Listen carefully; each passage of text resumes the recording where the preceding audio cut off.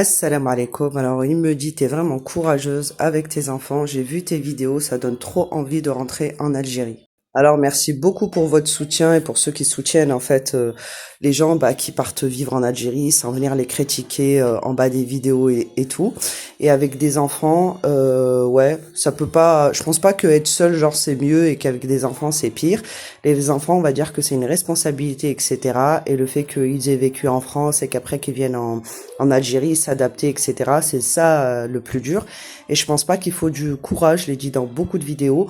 Et pour moi, il faut énormément aussi de courage pour vivre en France, accepter d'être maltraité, accepter d'être un peu esclave, accepter de faire semblant. En fait, on sait qu'ils nous aiment pas, mais on fait semblant et on continue parce que soit il y a une maison qui nous retient, soit il y a un travail, soit c'est parce que c'est pour l'euro, etc.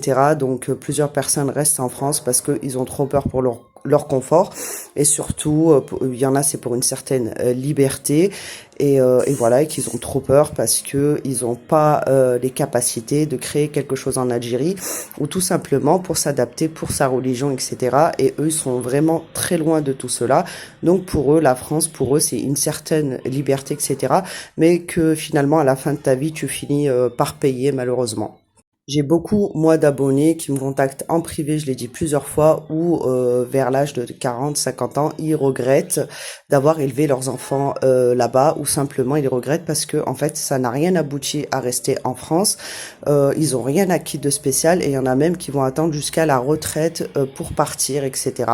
Après, c'est toujours la même histoire. En fait, avant on avait le veau d'or et aujourd'hui on a l'euro qui est devenu le veau d'or et les gens ne se voient pas en fait sans l'euro. L'argent passe avant tout, même leur bonheur, etc. Quitte à vivre malheureux, mais voilà, eux c'est l'euro qui prime, un certain confort et aussi les aides. On va pas mentir que beaucoup ne peuvent pas quitter l'Europe et particulièrement la France parce qu'ils se disent qu'en Algérie, ils ont pas d'aide, ils ont pas d'APL, ils ont pas d'allocation familiale, etc. Alors que c'est faux que il y a des allocations familiales et que en règle générale, en fait, ici mieux vaut être propriétaire et construire ta maison brique par brique, brique par brique. Une fois, j'ai vu un commentaire, il a dit, je préfère être un clochard en Algérie qu'en France. Et en gros, je le rejoins tout à fait. C'est vrai, je préfère être une clocharde en Algérie que en France parce que déjà, c'est un pays musulman. Rien que, genre, quand vous faisiez arrêter en voiture, par exemple, vous avez un contrôle routier et que vous faisiez arrêter en voiture, genre, il va pas t'arrêter parce que t'as une tête d'arabe ou parce que t'as le voile ou parce que t'as le niqab. C'est vraiment parce que t'as commis une infraction et que ça n'a rien à voir avec le côté religieux ou le fait de ta race. Donc ça déjà, c'est un grand point. Après, ceux qui ont vraiment la motivation et tout, je pense qu'ils peuvent réussir en Algérie, mais ceux qui attendent que l'argent il tombe du ciel et qui sont abonnés, en fait, et qui